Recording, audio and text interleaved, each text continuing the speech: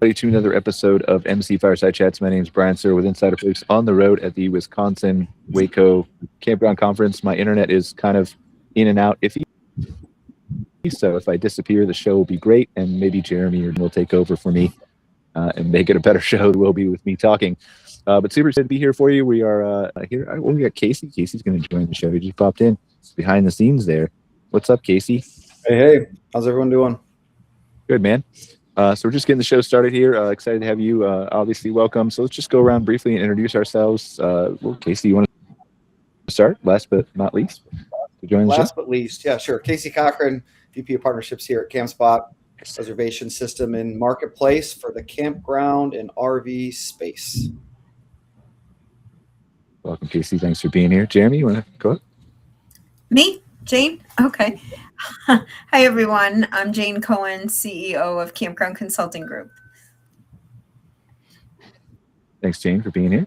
Jeremy? Yeah. Hey, everybody. My name is Jeremy Johnson, co-owner of Kona Hill Campground, located in Marquette, Michigan, in the Upper Peninsula. We've got a blizzard going on right now, but we plan on being open in a couple months here, 6 or 7 weeks. Awesome. Well, hopefully the blizzard goes away by then. March is a snowy season where I'm usually at right now in Calgary, but seems to be fine here in Wisconsin. Serge, our special guest, one of our special guests for this week. Yeah, absolutely appreciate being on here. Serge Mashkov here with Lancaster Log Cabins. Oversee the sales. We sell park models across the U.S. So mainly rustic log cabins, and now getting into the modern space as well. Awesome. Welcome, sir. And last but not least, Shawn. Hey, thanks for having me, guys. Shawn from Wonderland Resorts, the founder of this eco-adventure resort thing we got going on here in Asheville, North Carolina. Awesome. Excited to learn more about it, sir. We'll talk to you, Serge, about your cabins as well. So as we typically do in the beginning of the show, for our recurring guests, Jeremy, Jayne, Casey, is there anything that you guys think we should be talking about? I think at some point, I mentioned before the show that I'd like to just at least briefly talk about what might happen if gas prices stay elevated on top of everything else. But is there anything else besides that you guys think we should be talking about since the last time we came together? I think I missed the last show. I was deathly ill. You guys were on. Yeah, I mean, I'm excited to talk about 2026 in general. Gas prices, high or low, I don't think it matters. I think it's going to be a fun year for at least up north and hopefully a lot of other places. Jayne, you got anything? Okay, or Casey? Jayne. Sorry. No, it's fine. There's a lot. I mean, obviously the big talk right now is just booking windows shrinking, and kind of how once the weather kind of asides, like how that's going to come back and kind of normalize out in terms of what is the new booking window, and then I think with gas prices where they are, I think people are somewhat accustomed to again that dollar range or whatnot. I'll be curious if it affects actual travel because of how high it's been and people's almost like their soft spot or they've been hardened to the fact of gas can be $3.50 or it can be $2.50, and I wonder if it's going to affect our space at all. And then the other big thing that a lot of people are talking about is just how they're leveraging and using AI in their business every day. That seems to be the recurring thing. Like even a lot of our enterprise partners and things of that sort is I think a lot of people are using it for their personal life, and then how to just more and more incorporate it into their business life. So that seems to be the revolving topic in our world right now.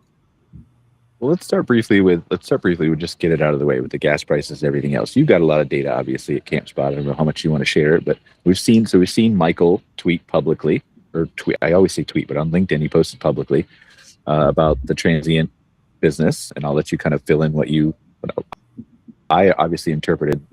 It seems like what he was saying was transient might be down 10%. What his recent LinkedIn post said. So same year over year, and the tough thing with that data set is that a lot of those same sites year over year have transitioned to more of the seasonal long term, right? So I mean, the idea of occupancy or an occupied site, or even realistically looking at ADR for those transient sites, a lot of times they're still able to increase. And you're still seeing, overall revenue in some capacities somewhat be able to maintain, but it's hard to tell right now because a lot of those reservations that are in that might have had 3 or 4 reservations on them already, it's just going to have one on there, right? Because they've transitioned that to a seasonal and they've made that, that switch in terms of saying, well, we're just going to take the guaranteed seasonal rate as opposed to the upside of obviously a transient site rate. So I think, we'll each, it feels like every week or two, every two right now, there's kind of new insights to the actual reality of it as opposed to, what we're seeing early in the year. Yeah, I think it's going to take a while for us to figure it out. It may be like May or early June before we really understand how the season's going to go. But I think, like in my mind, my best guess is long-term camping's fine. I think state parks are fine. I think businesses like Jeremy are fine. And I think the waterfront people are probably going to be fine. Outside of that, I'm unsure right now. I'm not saying bad. I'm not saying good. I'm just unsure. I don't know. All signs are pointing toward maybe a little bit of a softening. But it's so early. I know I was talking to an operator out in North Carolina maybe 2 or 3 weeks ago who traditionally, I think, he's kind of a newer operator just like me, but he's been open maybe 3 years. And he said that he was specifically switching over to more long-term stays this year because he was worried about that softening. And he's not he's in a beautiful place in North Carolina, but he's not in a high tourist area. He's not right outside of a big metro. He's kind of in this in between. And so it ends up being just easier for him to switch over to that long-term stay. So I think that is happening. But I think to your point, Brian, people that are in those classic tourist areas or on a waterfront or high demand, I at least for us, we've probably got, and we're a small campground, so it's not exactly representative, but we've probably got 250 reservations on the books for 2026 already, and it's it's March and I've got 6 feet of snow on the ground and another 8 inches falling right now. I checked out just for my own look into it. I checked out. We go to Ocean Lakes Campground every year, Myrtle Beach. It's like one of the bigger ones in the country, and they're booked out all summer. I couldn't even get a reservation there. So that obviously that's a big one. People booked that a long time in advance, but I feel like I booked at the same time last year. We had no problem. So I don't know. That could be a good indicator, but yeah, it depends on where. We're the same thing. We just onboarded Myrtle Beach Travel Park, which is right next to Ocean Lakes. Again, similar, whatever it is, 2,000 sites or something. Yep. And their main priority is bookings for 2027 already. Like that's what they're looking at is those types of bookings. So again, relative to where you're camping and being on the ocean and Myrtle Beach certainly helps. But I think what some parks, if we could be realistic, I think the days of building a park, and basically a parking lot and calling it a transient campground to some extent, it's going to be hard for those types of properties that don't have either the amenity or the location or something within its hospitality aspect that makes it unique. There is going to be a difference there because the demand for that type of camping, I think, is, there's a vetting period where people are just trying to find places where to camp. And then as you find more and more and more, the ones that pay attention to location or that, had really good hospitality experience and things of that sort, those are the ones that are going to continue to win. And if it was just a parking lot that had some spots that hook up on it, you call it a transient campground, it's going to be, those are going to be tough for longevity of those types of reservations. Well, especially as you tamp down your spending, people who might have gone on 3 camping trips go on 2 or 3 and go on 1. Then there's more of I want to make sure that this one trip is the most magical, special place I can make it. It's the reason people go to Disney, right? Like Disney is almost a guaranteed good vacation. So it's low risk if you're going to spend your one vacation there. And so I think that's where you're going to start to see people like the Blue Water on the ocean front in Delaware and Maryland, like the Myrtle Beaches. They're going to have good seasons still because that's a more of a certain thing. If that's my only vacation I'm going to take, it might be a little bit more expensive, but I know it's going to be good. Yeah, this is Jayne. I agree with all of you that destination locations, or more so destination areas, you have continued to do well. Even in the past couple of years, they've continued to do well. And they typically don't have a lot of extended stay, right? Or seasonals.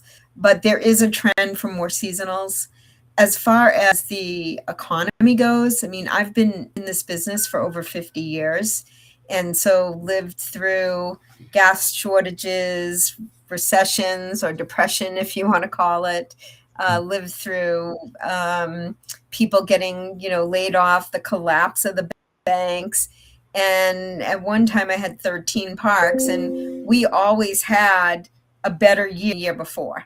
All right. And not all the parks were located on the water or located in the best locations that were, locations that people were driven to, let's say. So I do feel there's a big element of the operator, the customer service. It's also an element of what you offer. That I think over the years, competition has gotten stiffer, right? We there's a lot of nice parks out there now. In the days, there weren't a lot of great parks out there. If you were a great, more sophisticated operator, more modern, you really were different than the pack. I don't like the word transient. So I don't know how you guys feel when we say transient. When I say transient, I think of the parks that are right off the highway. Those are transients, right? People, we have a motorhome, my husband and I, we're just off the road for the night, right? We're just at that park because it happens to be where we need off the road. But, I think of more either short-term guests or long-term guests or vacation type guests. And then, of course, there's extended stay that are guests that are living there or guests that are extended stay, like a seasonal, a second home. So, how do we define? So I think the economy and demand all has to do with what business model you are. These days, it's more temperamental to what business model you are. And a bad economy or high gas prices, I think gas has to really go way high before it starts affecting us as an industry. I think it's a very small part of the equation for what is spent. Like I feel they'll cut out going out to dinner before they'll cut going on a camping trip, period. So they can cook in their rig instead of go out to dinner. So there's other ways they can make that camping trip become affordable. Yeah, I agree with you. The data is there to back it up. I've talked to Scott Barr about this before, how they will cut things like they're just going out to eat before they cut the whole travel experience. I don't think that gas prices impacts our industry traditionally isolated all by itself as much as some people think it does. But I think gas prices compounded on top of some other things that the economy is currently going through. That's what worries me more than gas prices itself. Is that fair, Jayne? Or yeah, I think that's very fair. But the research also supports that one of the last things that people don't do is they don't give up their vacation, right? They don't give up their family time. So they might change how they do it, but they don't give it up. It's like the very, like times really have to be bad before they're going to give that up in the family. And luckily that's the business we're in, right? And even luckier for us is we're in an industry that out of all the vacation choices, we're pretty much the most economical one. And if families are on a budget and need to cut things, we have a lot of flexibility with that, right? I mean, our industry does, but we released our pricing report like a couple weeks ago, right? And I think the interesting thing there is like the industry itself does have a lot of room to be flexible with pricing. I think though that if people are trading down, they might trade down from a $60, $80 private campground site to a $20, $30 still full hookup, maybe not as nice, pull through back inside of the state park, provincial park, stuff like that. Or they go to tent camping, or they go, right? That's what, like, I'm worried about the trade. I'm worried about the down of the private campgrounds, not our industry at a macro level. I think, I was talking to another friend in Chicago earlier today who, he invests a little bit more in the luxury stays. And there is a luxury property that he's familiar with that opened up at the beginning of 2026. They opened up their calendar for 3 years in advance, which they've never done before. And out of the 3-year opening, the period that they opened up, they only got about, I think it was $26,000 worth of bookings, which, they're a luxury stay. and they're opening for 3 years. High demand area, really awesome place. But it was surprising that, I think people are just, not necessarily surprising, but it was, I think, revealing how uncertain people are about this year and beyond. And I think to your point, Brian, I mean, I personally don't know anywhere, at least in my region of the Upper Peninsula, where you can get a campground for $25 a night. That doesn't exist here anymore. I think, our base price is probably $40 and we're pretty rural. But, I think I even see it where we don't have RV hookups, and we're seeing people say, you know what, I'm only going to be there for a weekend. I don't need to pay $120 for an RV site. I'll go pay $45, $50 for a tent site, and I'll be just fine. Jayne, any rebuttal? Or we're not trying, I don't think I'm debating with you, Jayne. I'm just curious your thoughts. So here's my thoughts. I disagree. I don't think we are necessarily a commodity. I think that a price, I feel like you can get the rate that you want to get, and obviously you have to look at the market depending upon the market that you're in. But I just feel that rate is built on value and what your value is and what your location is. One of the places I love to camp is in KOA in Sugarloaf Key. Okay. And they get, their sites are, you can't get a site for less, the site in the back, the crappiest site in the house is $200 a night. And you know what? It's full all the time. And there is your location. It's because of location. Yes. But it's also, there are parks that are in that area that aren't full, in, July, because July is not season for them, right? It's not high season. But, it goes back to value and what you offer and services, customer service. So I think that is how price is set. And I have not believed or never believed that campers are that conscious about the rate at the campground. I think if it's a campground that they want to go to and a place that they want to be that has the amenities and the facilities that they want, they're not then pricing it I could go to this other one for $20. I think where they're going to save the $20 a night is save it on something else while they're camping. I just know that of the campgrounds that I've owned and operated, my most expensive sites with the most site amenities always had the best occupancies. Jeremy, any thoughts? I definitely don't disagree. I think the value is what people are looking for, whether that is, in our case, it's not the amenities in terms of hookups, whether that's sewer or electric. In our case, it's nature. It's being next to trails, it's being next to the town, it's being next to water, and so it's to me, it's wherever, if I'm competing with the RV park down the road, which there's one down the road for me, 4 miles, that they are a parking lot off the highway, and their prices are, yes, they've got full hookups, but their prices are 3 times as that I am. I don't have full hookups, but I'm 4 miles closer to town. I'm right across the street from the water, and you're fully immersed in the woods. You're not in a parking lot. So I think to Jayne's point, the value is there, not just in terms of I'm cheaper, but also you get a better experience. And that's why, I think people are going to be looking for that value more and more as things get a little bit tighter. I think we're all in agreement. Yeah, I think we're all agreeing. We're just saying it in different ways, right? I think whether it's oceanfront, lakefront,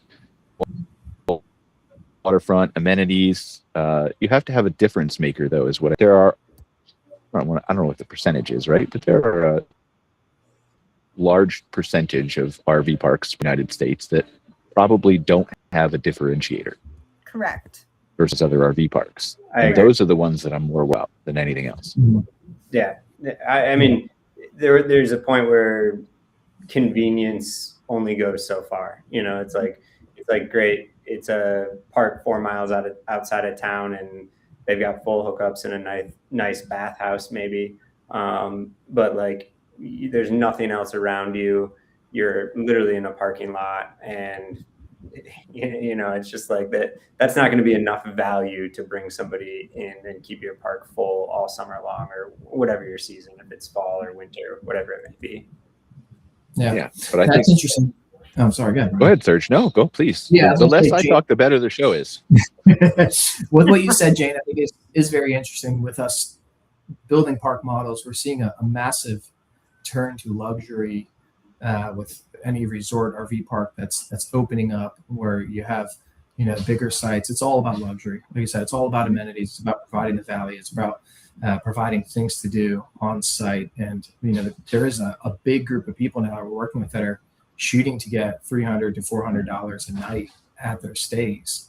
And yes, as Jeremy said, in theory, it sounds good. I'm curious how those play out long term. Jeremy knows somebody that is open with the luxury stays and the luxury lot. Does that really pan out? I wonder if it's too big of a gap from the luxury that we're seeing that people are going after and what more people are used to. I just wonder if that gap will fill, because a lot of what we're seeing is bent towards luxury. There's a lot of parks that are developing they're working with, and it's all about luxury. It's queen beds aren't big enough anymore. It's got to be king. It needs to have water on site. It needs to have XYZ. So I am really curious how those parks do long term with the price changes in gas and how the market goes as well. Yeah, I mean that being said, I think it's because. Oh, go ahead. No, go ahead. You're good, Jayne. Go ahead. I think it's so, we're no longer campgrounds, no longer just cater to campers, right? We have rental units, all types of rental units now. So we really cater to the general public as well. I've been around long enough to, we were one of the first campgrounds at our New Hampshire property to have a cabin, right? And back then it was your rustic cabin, right? So it had the little kitchenette. And Serge, I know you guys still sell. Lancaster is one of our favorite cabins that we recommend people. But I know that, and then all of a sudden my dad and I talked about, well, let's have a deluxe cabin. And the deluxe cabin had like more of a kitchen and had more, had a bathroom. Wow. Right. There's a novel concept. Right. And then all of a sudden, nobody wanted to rent my rustic cabins. All my rustic people, even though they were 2 to 3 times the price, moved into my deluxe cabins. Okay. And all of a sudden I had all these rustic cabins. I got to a point where they didn't even rent. I had to add on to them and add a bathroom. And then they became the greatest thing since white sliced bread because, they had that bathroom. They were smaller than the deluxes. So, I mean, I think that it goes back to value. And I think like being in a beautiful cabin at a beautiful facility that has the right amenities for the market and also has the customer service. It's not just about the site. Like that luxury park, like where is it missing the mark? Like, is it just way overpriced, or what it offers not support the value? Where is it? How's their marketing? I mean, there's so many things that go into why that park might not be full. And I do want to add that even with the best of parks, we probably are the firm that do the most development of any consulting firms out there. And everybody thinks when they open their doors, they're going to be like 40, 50% full, which, by the way, 40 or 50% full annually doesn't happen. It very rarely happens. It's, 40% annualized is pretty much stabilization at a park. 28% annualized is every weekend is full. So when you talk occupancy, people usually, that's a number in financial models that they miss. They overestimate it all the time. Well, I'd love to chime in here because we're kind of new, and I did like 2 or 3 years of homework before I decided to get into this. And one of the things that was helpful was going to the glamping show a couple of years ago. My takeaway from that was that people wanted 3 things. They wanted uniqueness in their stay, not necessarily luxury, but uniqueness. They wanted privacy, because like at the show, we stayed in glamping tents like this, to just parking lot, but you could hear everybody doing everything. It was not what you want at your place, right? And then 3, people are looking for more sustainability. And what does that mean? You could go into that in many different realms, which was great, because I was like, great, these were the things that we're planning on doing. And these were the things I had baked into my model that we launched right after that. And so what we had seen, because we've only been open for like 8 months, is that, so we have tent camping, vehicle camping, glamping, and like high-end villas. So we support the whole, market, if you will, but it's for like a certain type of person. We're looking for outdoor adventure people, creative people, and stuff like that. Our glamping is booking the most, and it's very short windows, like where they're booking day of, a week out, sometimes 2 weeks out. It's very different than I would have thought. But again, we're really trying to just market to a avatar type as opposed to like a dollar amount in phase 1, so that we can then take our learning from that into phase 1 to figure out like, what do we really want to build based upon what people are using. So, and then just to top it all off, for every 2 bookings we get 1 phone call about events, because we have like a big open space and everything. And so, if I were to open up another place right now or talk to somebody about it, I'd be like, make sure you can host events there, because we're booking out complete weekends or weeks, by having that capability. Shawn, I'm curious. You said your glamping units are booking the most. Does that change your plans for like a phase 2? Like, did you think something else would book more than the glamping units originally? Well, originally I thought that the cabins or the villas would be, but these are like $300 to $400 a night. And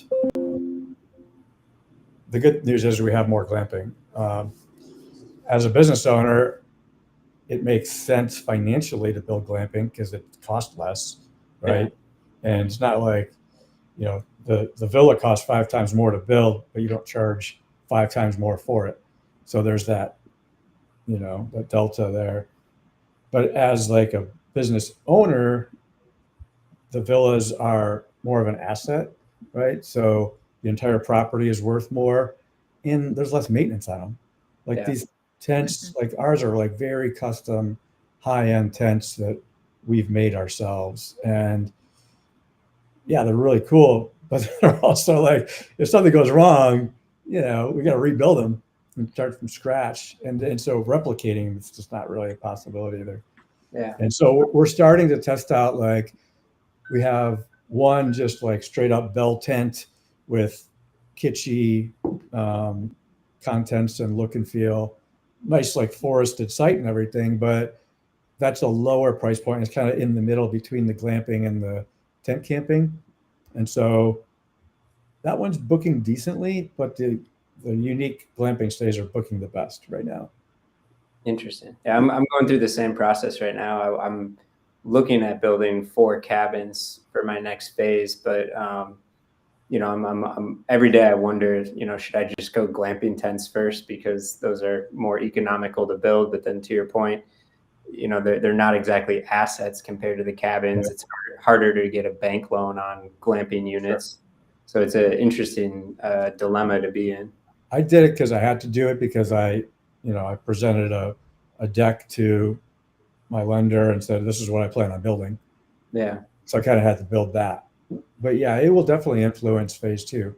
But we're going to let it ride out for a couple of years and see kind of how things go out. Serge, what do you think? Glamping or cabins? What do you prefer? I was trying to stay out of it. I got a biased opinion. No, I was curious, Shawn, where are you guys based at? Where is your site located? We're 30 minutes east of Asheville in Old Fort. Okay. It's like it's a mountain biking trail town, basically. Mm-hmm. And so we'll probably capitalize on that a little bit. So you guys are catering to a very outdoorsy crowd for the most part, is that correct? Pretty much everybody comes to us to be like base camp or like retreat getaway kind of place. Mm-hmm. Yeah, because I think kind of to Jayne's point, it is interesting to see. It's Jeremy. It sounds like you're kind of catering to a similar crowd as well, where you guys are located, very nature, outdoors people. You're probably not getting a ton of like people from New York City that like want the camping experience, but very polished and without the mess, without all the work. And it is two different crowds completely that you guys, it sounds like catering to. Jayne, at some of your sites, do you guys have a range, or how do you guys view that when you're finding your ideal client for your campground? Do you start with like definitely? I'm actually very big on having ranges, right?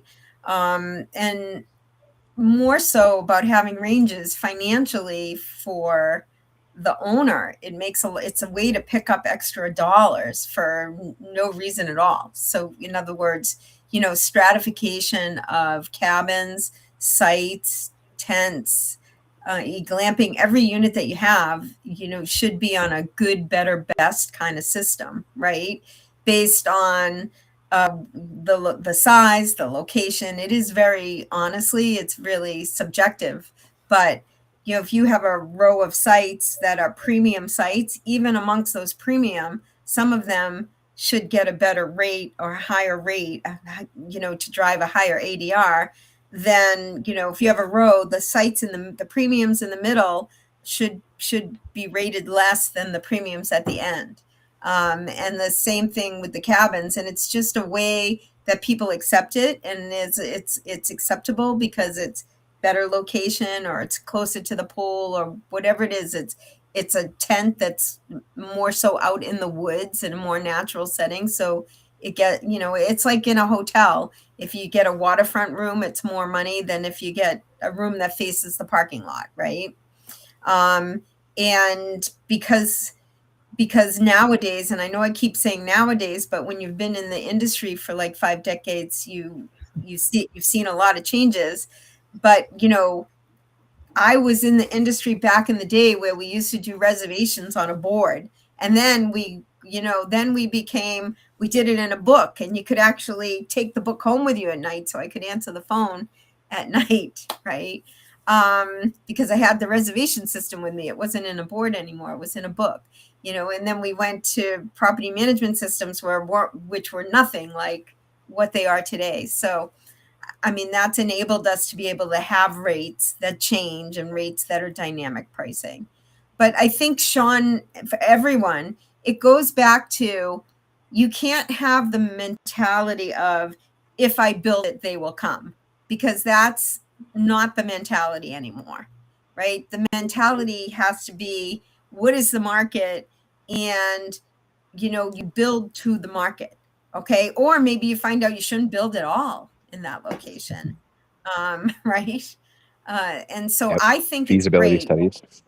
Yeah, when we build new developments, and Shawn, I think you're right on. I am a big fan of phasing a new development, because then you have your test market, you have your testing ground, and you have proof of concept, right? And as long as you build in your master plan that you can pivot, that's the smartest way to go. And let the market, because the best research that any of us can do, I can guarantee only one thing: it will not be absolutely right. And so giving yourself the ability to pivot is wonderful. Wonderful. It's a great idea.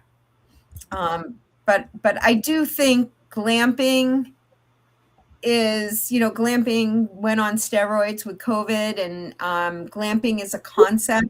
I think there's many different types of glamping. So, there's but I think maybe a true glamper who really is looking for just a glamping experience is really looking, Shawn, what you're saying, more of that unique experience and the environment, not one right after another, not one next to each other, that type of thing. I think Yeah. that becomes very important. And one of my reasons for even doing this thing was to try to like bring sustainability into this industry in a bigger way, but also to kind of showcase what experiential hospitality could be. And so Shara asked me, like, what would you talk about if you were to just talk about glamping? I said, our goal is to really like dive into what you can offer on an experiential level. So, which I call programming. And we haven't set up our programming yet. Like we're just we just got set up to, do like overnights, that's phase one or part one. Part two is, like for us, it's okay, what's around us, right? There's all these waterfalls and hikes and mountain biking and da da da. Da. So it's creating the tour partnerships and the ride directors and itineraries and all that stuff. And then what's inside the park, right? And this is where like it's really fun for me because I have the background in experience design, and we really want to showcase like what's possible.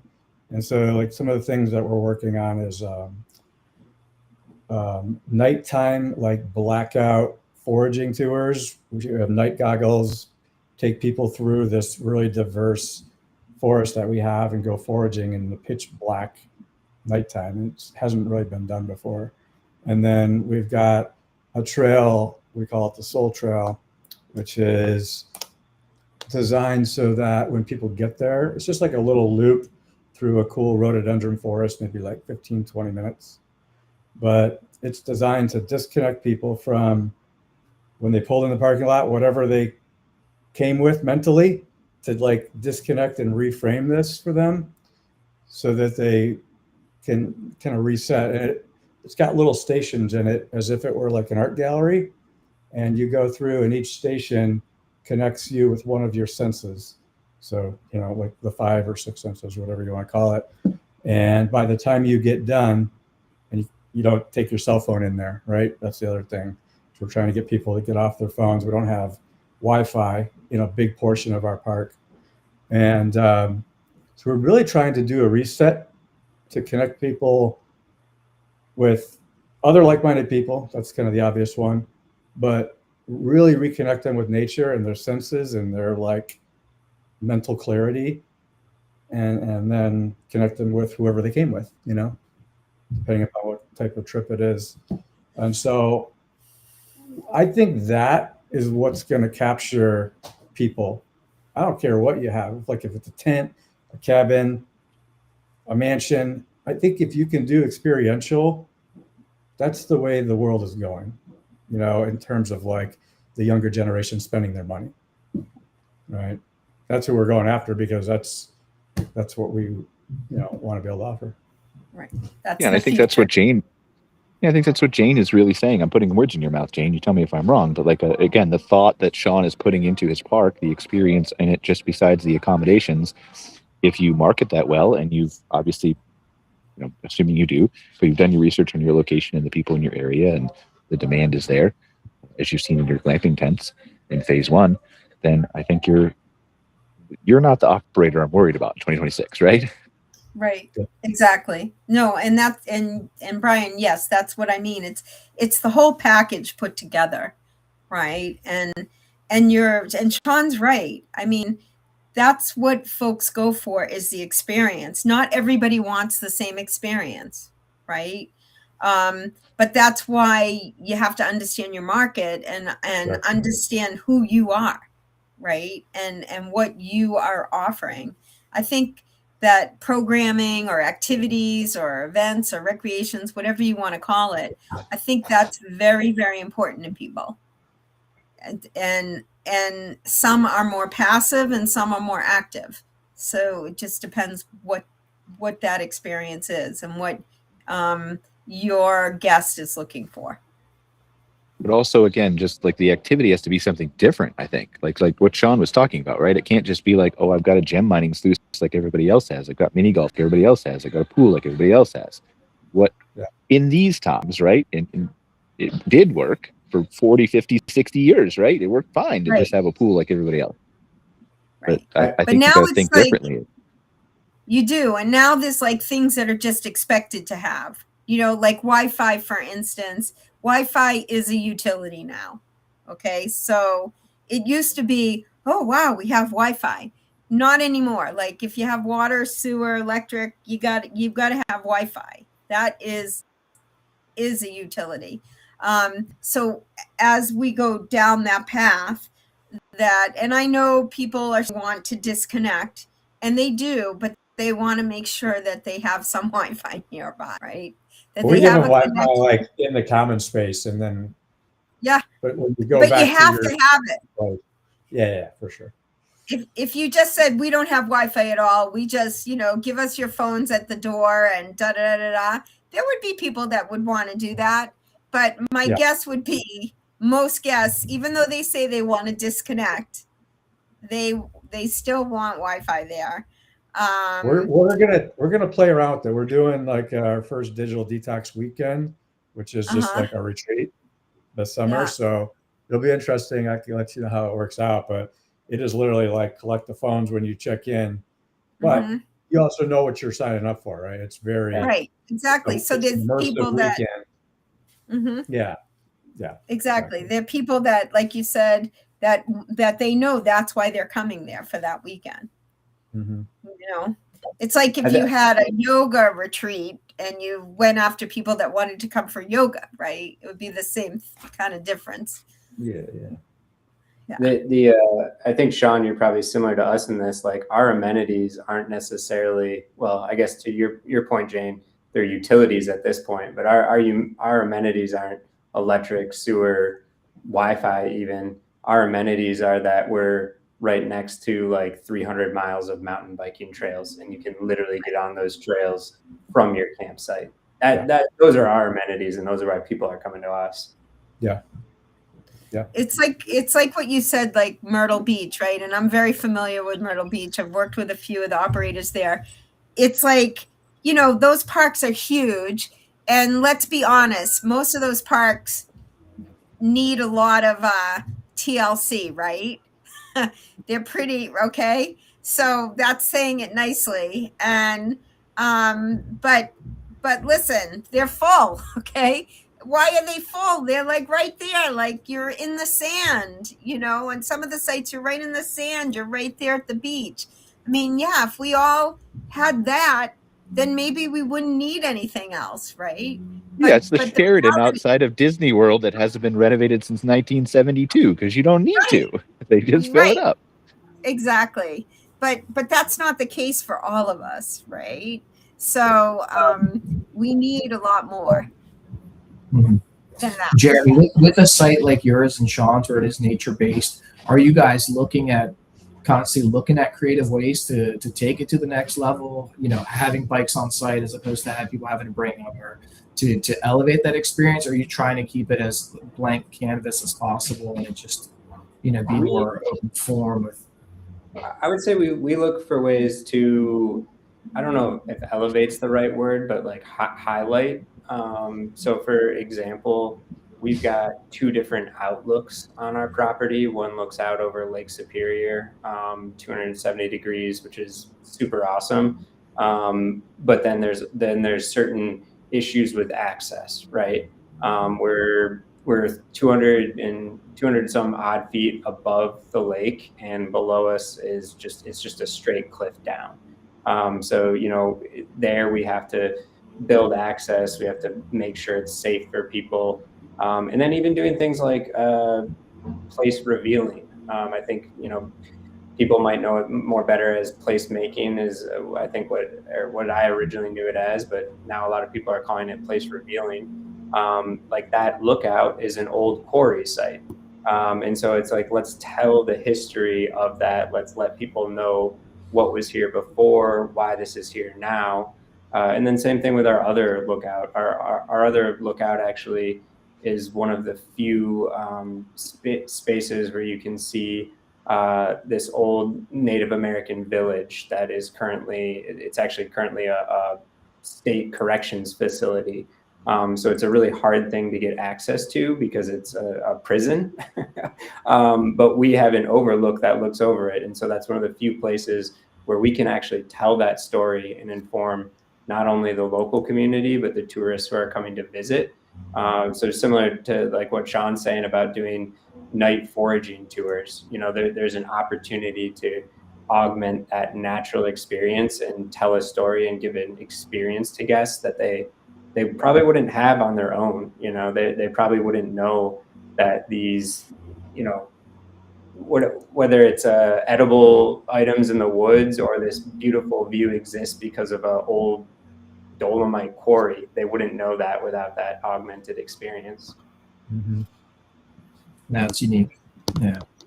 Yeah, it is. As you guys were talking about the Myrtle Beach, we talked to a client down there that on beach fronts that's looking to add cabins, and there's nowhere land though. You guys are saying that's it though. They're able to do and able to stay full because you can't add anybody else. There's no other property to buy there to build another site. Unless you want to drop $20 million. But I do think there's such a difference, as you're saying, Brian, with these sites that your campgrounds or RV parks that don't have a state park right next to it, or some big nature kind of centerpiece you can revolve your campground or RV park around. So I do feel like there has to be a lot more creativity to elevate that experience. Yeah, I like it. Like I hope the industry is pushed more toward creativity because there's so much beautiful land that I think is underutilized. Just like you were talking about, Jeremy, you haven't underutilized your land, but just the trails nearby that you could take advantage of that most people don't even think about. Because people have just showed up in RV parks for 40 or 50 years. They haven't had to think about that. Yeah. So I think this pushes the industry in a really great direction. That was our reason for doing it. We found this 80 acres at the edge of town that was absolutely underutilized and was an old quarry site. And, people, locals knew about it and used it. And, unfortunately we're trespassing on private land, not before we bought it.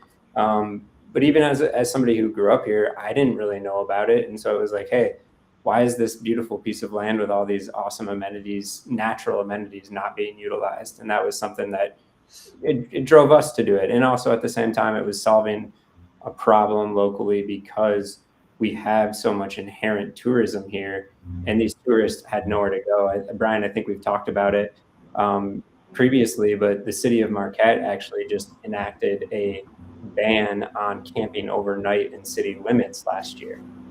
Because so many people are coming here and they have nowhere to go. I mean, every Friday and Saturday night in the summer, I get a phone call saying, please tell me you've got occupancy. I'm coming from 40 miles away. And I'm like, call the next town.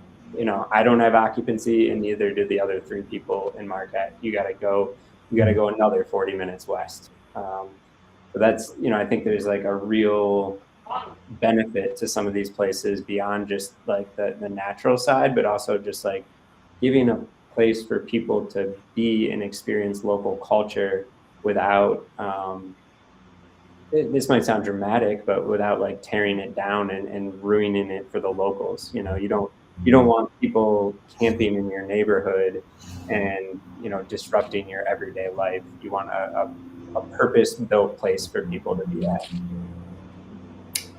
All right, let's spend the last few minutes. We're going to go around. We do this usually to end the show whenever I remember to do it. Just everybody gets to ask one question of somebody else, but once you're asked one question, you're kind of eliminated. So like, in other words, somebody asks Jayne a question, everybody can't ask Jayne a question, even though we all probably want to do because she's so smart and has been here for so many years. So Jayne, you want to start? Just ask anybody, Shawn, Serge, or Jeremy a question. And anything you want to know? Yes. I'm going to ask Serge a question. Put him on the spot. So, right. What do you, as a cabin manufacturer, what do you see as any new new types of cabins or new types of amenities in cabins, or where do you think cabins are going to go now? Yeah. Because we're Yeah, starting I to think see different designs and different things. And where do you think they're going? The Yeah, I think industry park models headed. the big push has been, like you said, kind of how you were experiencing on a smaller level. You go from your little rustic stay to a bigger, more grand cabin with a bathroom, and I think the elevation of luxury is just constantly going up. We're having to relook at our options. We're adding more luxurious options now. We're swapping out from a very simple shower. People want to, they want the glass door and the tile now in their stay, and it really is. I think it's just this. We're getting into a place where there is no room for laziness. You're growing or you're dying. I think in the industry now more than ever, like you said, Brian, because you have to be creative. Like just doing enough is not enough anymore. You have to do more than enough. You have to constantly try to elevate what you're doing, because if you're not, your neighbor is. I think the modern push has been really big over the last few years, and that's why we're actually in the middle of rebranding right now, going from Lancaster log cabins to Lancaster cabins, and we'll still do the rustic cabins. We do almost, 680 last year, so we'll still do that. But there's just been this huge push towards, you guys seen it, Shawn, you would have seen it at the glamping show, the all glass cabins, all these epic experiential cabins, the Instagrammable, Pinterest-worthy stays is, I think, what the market's kind of demanding now, is that Instagram-worthy stay. I went and, like you said, Shawn, we did this night experience. People want to showcase what they did or showcase their experience, and that's the same thing in the cabins now. They don't want just a cabin; they want an epic cabin that you can do that with. You can take your Pinterest, Instagram photo with, and show it off to your friends. Because it's a different market now. It's not just campers or people that are RVers doing it. It's people that kind of want to dabble, that are used to city life and want to go do something like that. But, staying in a log cabin is maybe not their forte, but they still want to get out. So that's what we're seeing, a lot of that modern push. All right, Serge, it's your turn to ask a question. Before you do, though, I want to tell you, go back and pitch this to Dan after the show. The best money you will ever spend if you want to get into different types of cabin design is go to the SETT conference, SETT. It's in Montpellier, France, and it's like 20,000 people attend. But they have the most amazing, crazy, there's two huge, indoor, epic, there's hundreds of cabins set up from different manufacturers. And they're the most unique things. There was a circuit door slides open 180 degrees from the bedroom, and you could step out to. That's awesome. So if you want inspiration or things to do, that is the best conf to go to I've ever been to. And it happens, I want to say it's in October. Our goal of what we're seeing too is we've seen that there is that modern push, but some of the price, our goal is to price it at a point where, again, it's a business. People are trying to make money. You're looking at it just like you said, Shawn. You could buy your glamping tent for whatever, maybe 10, 15 grand, or you can buy a cabin for 60, 70. You're not renting them for triple, full, quadruple the amount. So same with the modern cabin. I think it is tough though. From what I've seen, some of the prices are very high. And I do wonder, again, for people like Jayne or, Shawn, you're looking at return, ROI on that too. So our goal is to get into that modern space at a very low cost compared to the competition. I mean, that's our goal. We have this assembly line style. So you go steal the inspiration from the Europeans, is what I'm saying, and you do it a little bit different. Yeah, I might have to tell Dan. Right, I might have to go with my wife though. France sounds. Yeah, of course, obviously.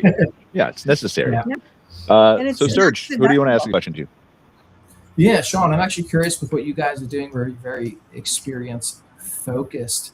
Have you guys found that your market is? Have you felt any constraint to the size of your market with being so unique in experience focus, or what you're trying to create? Do you feel like that's limited you at all, or?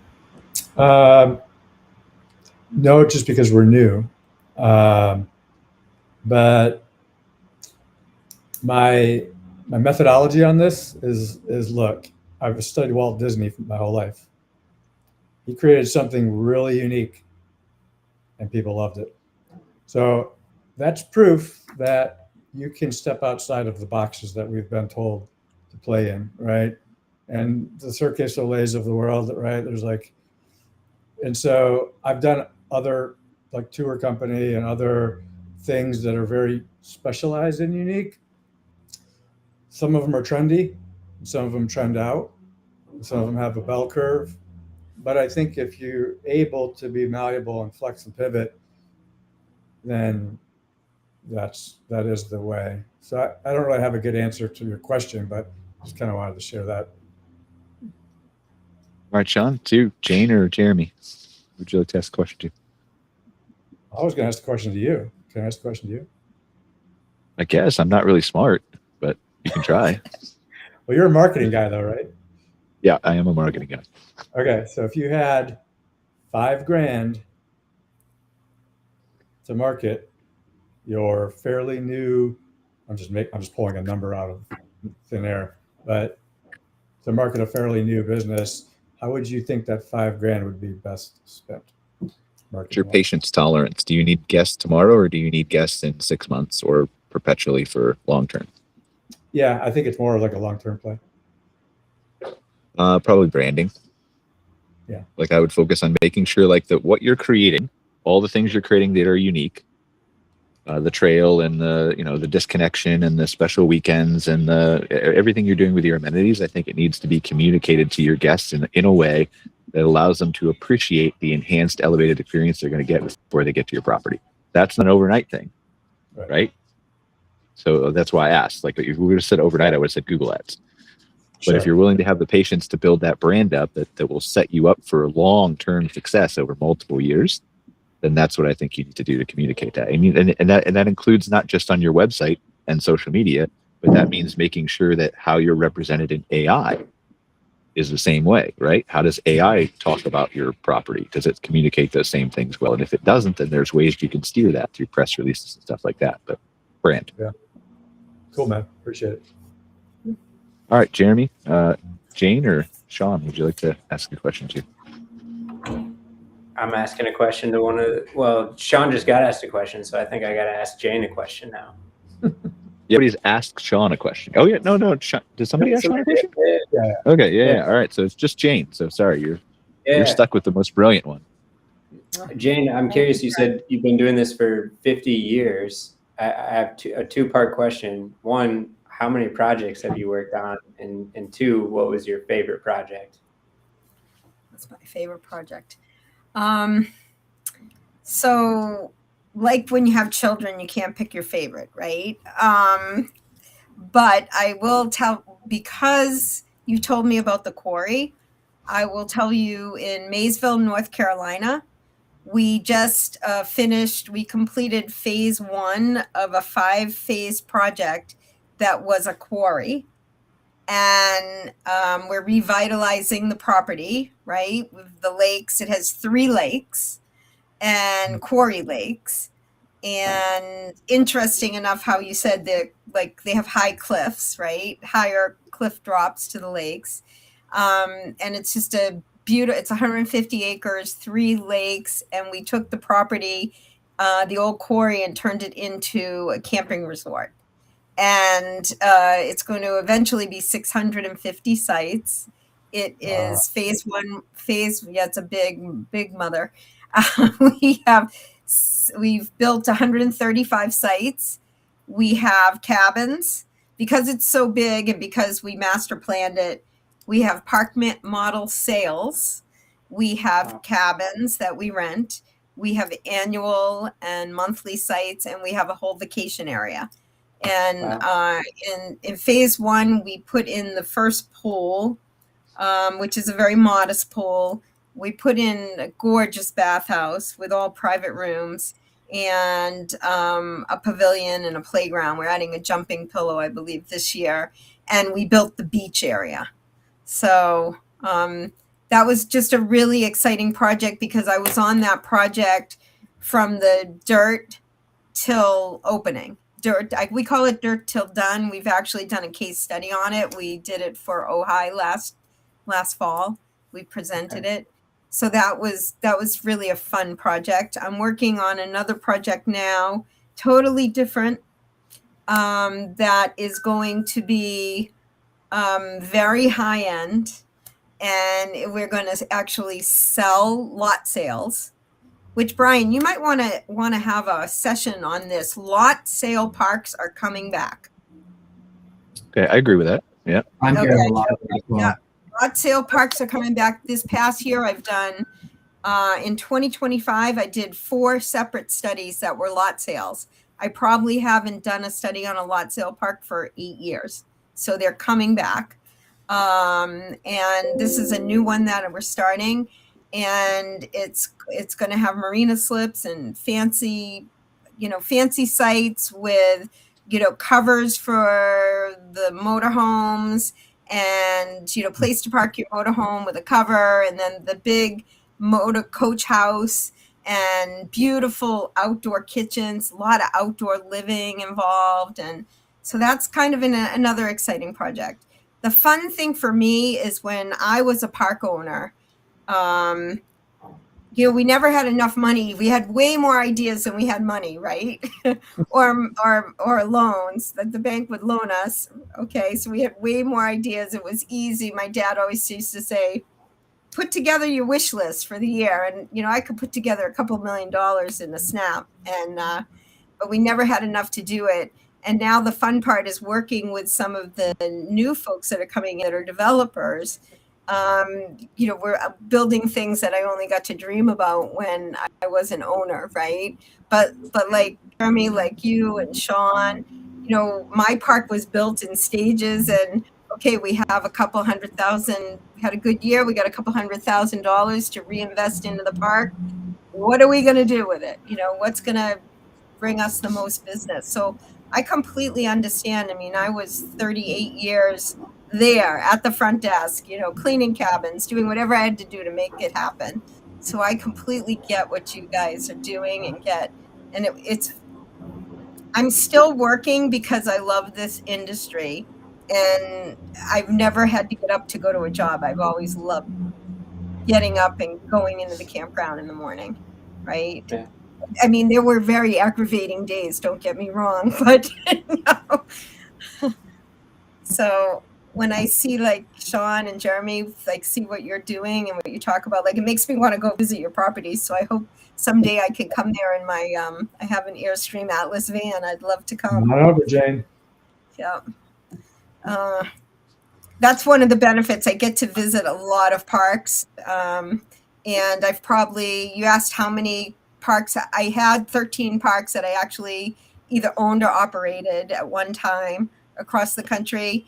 And since I've been consulting since 2011, I've seen and worked with thousands of parks, and just seen the experience for myself and for the industry. Like I could never have dreamed of in 2011 when I said I was going to go out and consulting. A lot of people told me, you'll never make it as a consultant. This isn't an industry that needs consulting. And then all of a sudden this industry just boomed and changed, and it's just so exciting. So you guys are entering it at such an exciting time. The sky's the limit, in my opinion. Sky's the limit. Camping's not going away. The young generation loves us. We just need to find out what they really love and what they really want and what they're passionate about. And this industry is going to. The young generation loves the outdoors for sure. They're just nervous about the Gen Z's nervous about getting out here. We gotta welcome them. We gotta change how we're approaching them. But that's all a different discussion. We're a few minutes over, so I want to wrap up. Jayne, remind me about lot sales, and we'll talk about it briefly on the show or whatever we need to next month when we're all back together. I will forget, so I'm counting on you as the young one in the group to remember this. So let's wrap up the show for now. Jeremy, where can they find out more about your campground and everything if they want to learn more? campconahills.com, or you can, if you want to get in touch directly, you can always find me on LinkedIn. I think Brian might have. You can find me at. We lost them. Go ahead, Jayne. Keep it going. Campgroundconsultinggroup.com. Just Google it or AI it.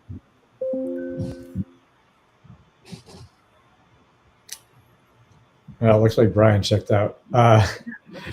We're at Wonderland Resort .com. That's Wonderland with a U. And I am Shawn Verbrugghe on LinkedIn. Awesome. Now with Lancaster Nice. Log Cabins, again, close to becoming Lancaster Cabins. So hopefully in a few months here, make that transition. So Nice. Cool. Well, all right. Guess we're all in charge of the show now. yeah, I think we can say goodbye for Brian. Yeah. Yeah. Yes, Brian. Nice to meet you all. Yeah. Take Nice care. We'll to be in meet touch. you. See you next guys. month. See ya. Bye. Bye.